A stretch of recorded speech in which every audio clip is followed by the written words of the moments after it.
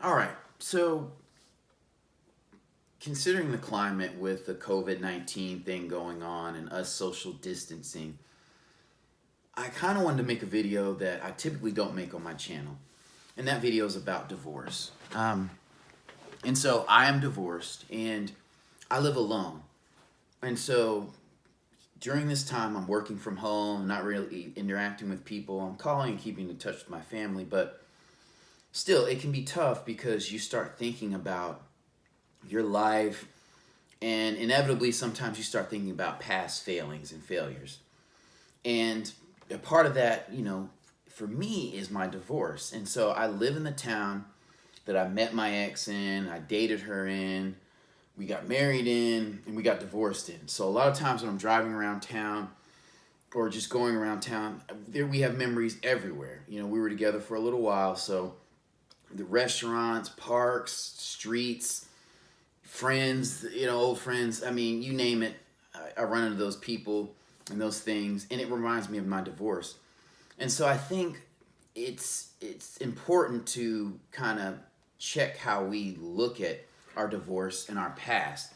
And one of the big things that you always hear a lot of times is you can't move forward looking at your past. And I think that's true.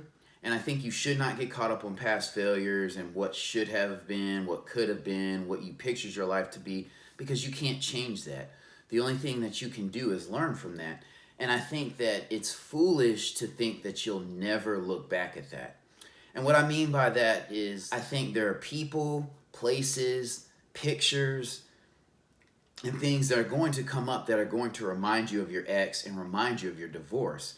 And I think it's important that when you're looking back, to look back and see it as a time that you grew, and think about the things that you learned in that relationship, things to watch out for, things that you do well, things that you need to work on, and so on and so forth. It's completely natural to have grief, to kind of feel pain when you look back, or having a sense of loss, because it is ultimately a failed relationship. But at the same time, when something ends abruptly or doesn't end like you want it to be, like you want it to, it's not always a complete failure.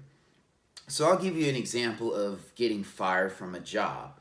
So getting fired from a job is definitely a setback. It's definitely an inconvenience. But if you've worked at a job for any amount of time, chances are that you've gained friends or relationships, you've learned life lessons, you've learned skill sets at job, how to, conduct yourself in certain professional situations that you can take away from that situation that'll help you moving forward so that you'll be a better version of yourself going into your next job.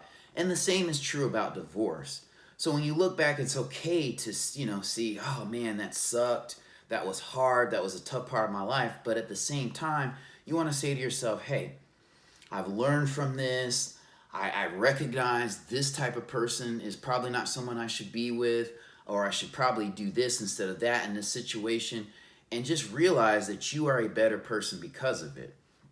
And if you're not, and if you still feel devastated, I think it's important to get help and to probably go to counseling. So I know in my own divorce, I had all kinds of shenanigans going on when my wife and I separated. I was so distracted at work that I actually got fired from my job. Now I did have a second smaller job, but it was still devastating. This is like a month after we separated, and it was a really tough time. And my grandfather had died recently. My father was sick, so I had a lot going on, and so I ended up going to counseling. And even while being unemployed, it really helped. And I think a lot of times that will help you with that perspective that I talked about. Okay, because sometimes things happen in life and it kind of shatters you, and you're trying to pick up the pieces. And not that counselors give you all this great insight or knowledge, but they help you kind of sort through your thoughts and feelings. So they give you the tools to kind of engage the situation and pick up the necessary pieces and move on with your life. At least that's my experience. So it helped me kind of lay down any bitterness, unforgiveness, that kind of thing, and just anger, and kind of move forward with, I know I'm a better person now. I'll be better prepared in the future, that sort of thing. And I would like to encourage, anybody out there who's gone through a divorce just to do that. Try to, if you don't go to counseling, at least try to look at the things that you learned and that you've taken away from that situation and move on with it and not focus on the negative, especially in this time. If you're isolating yourself, you live alone, you're not able to see and hug people, really try to check your thoughts, just because it can be a dangerous path if all you do is look back at the bad and just get mad, get upset, and get worked up. Because what tends to happen is that you'll inevitably have to go to work or have to start interacting with people, and you'll just suppress it. And you won't even know it's there until you get in another relationship and something happens, and then boom, you explode or something happens in life. And so that's the kind of the danger of stuffing those thoughts away or just not looking at them properly. And so with that, I'm just going to go ahead and cut it off and hope I'm not rambling. I hope this helps somebody out. I know for me, like I said, I live in the same town, and it's been really tough sometimes. I'm going down certain streets and areas and things like that, and I'm like, oh man, I thought about this, but it's crazy. Maybe a year or so ago, that was happening. I was riding down the street, and I kind of smiled, and I allowed myself to smile about those times that I had, with my ex.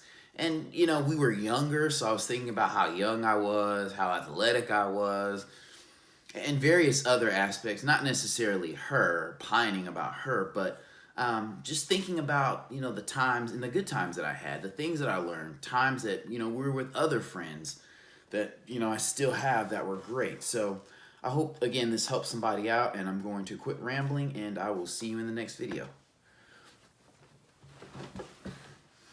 Okay, so sorry about that. There's one thing I forgot to mention about divorce that's important, and that is that sometimes you do need to physically move from where you're at or literally get out of a situation after your divorce in order to move on. And, one of my friends, he was kind of speaking to me about this. He was concerned that, being in the same town, and that has been rough, but the thing about myself is that I did not move here for my ex. So if you moved into, a town for your ex, you took a job with your ex, or took on something significant or added something significant to your life because of your ex, you might need to let that go in order to move on. So like if you guys work together at the same job, that's kind of intimate. You may need to cut that off. If you move to that town, you don't have family, friends, a support system in that town, you may need to move back,